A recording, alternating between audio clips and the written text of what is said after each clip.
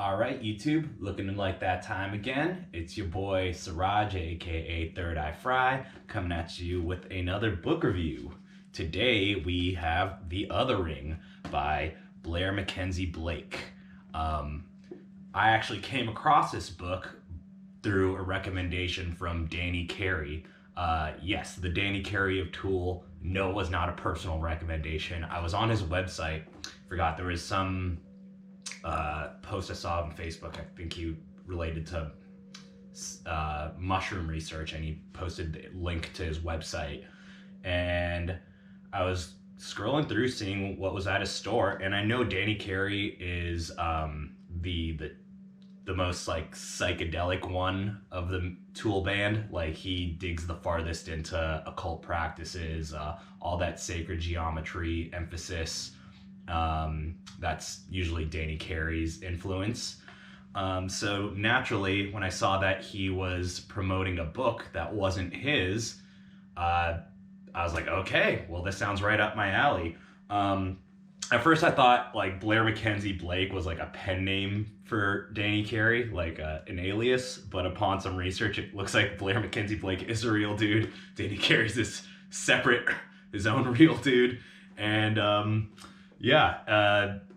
needless to say though, this book, The Othering, does encapsulate a lot of those mystical occult principles that I look for in books.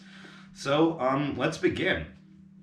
This book, The Othering, follows the tale of the journey of a young boy named Addison. And how the book starts, it almost has you thinking it's going to be like about kids per se, like kind of like a Stand By Me kind of adventure. But eventually, you go through different phases of his life, not all the way through, up until like young adults, late teens. So just different mini phases from like, let's say 10 years old to somewhere between 10 and 20 is where you follow Addison.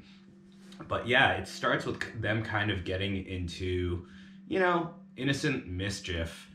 And, when I was reading this, I was like, okay, this isn't quite what I expected from something I'd buy off Carey's website.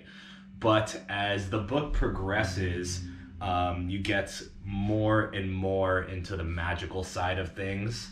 The whole book takes place in a town called Little Egypt, Illinois.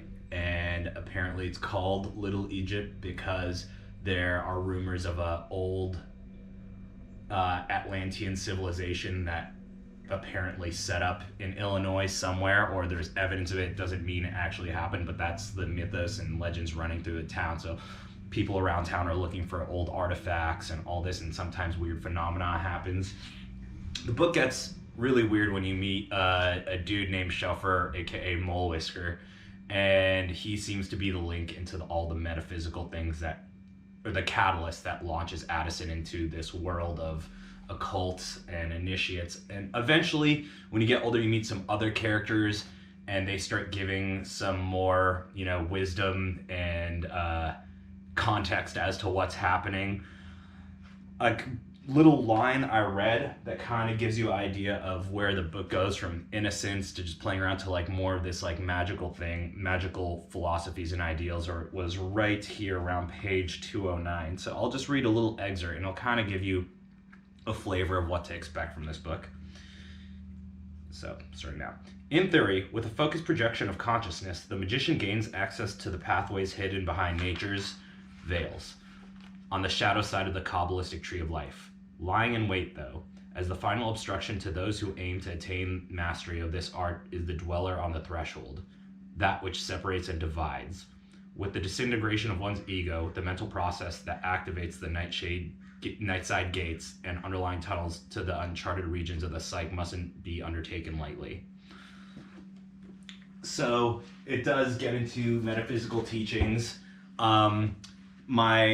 And it's really great. It's actually a really good book. I do have one problem though with it, and it seems to go from like a simple writing style to all of a sudden the author, like when mystical things start happening, the author just starts cranking out the details and just gets super vivid with his writing. And it's almost like two completely different things. And for times it's hard for me to follow. It wouldn't be hard for me to follow if the author's style was like that vivid and descriptive the whole way through the book, but it kind of seems like a jump. Like once all of a sudden the mystic stuff starts happening, everything's super detailed, and maybe that's part of it all. It is representing a different dimension of being when they step into like these mystical realms, but it was kind of hard to follow at times, which is why I don't really even know what happened at the ending.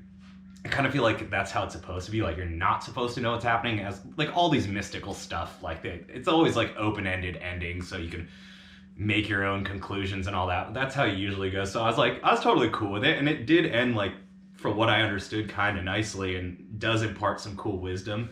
It does inspire me to reread it, though not right away. All in all, I would say The Othering is a fantastic book. It's a typical fiction. I'd say it's like nothing that will like press you. It's not like a book that would require all your attention and effort to read. It's like an easy read, and it's a cool story, and it's kind of inspiring. So I hope there is a little Egypt somewhere in America that some of us can stumble upon.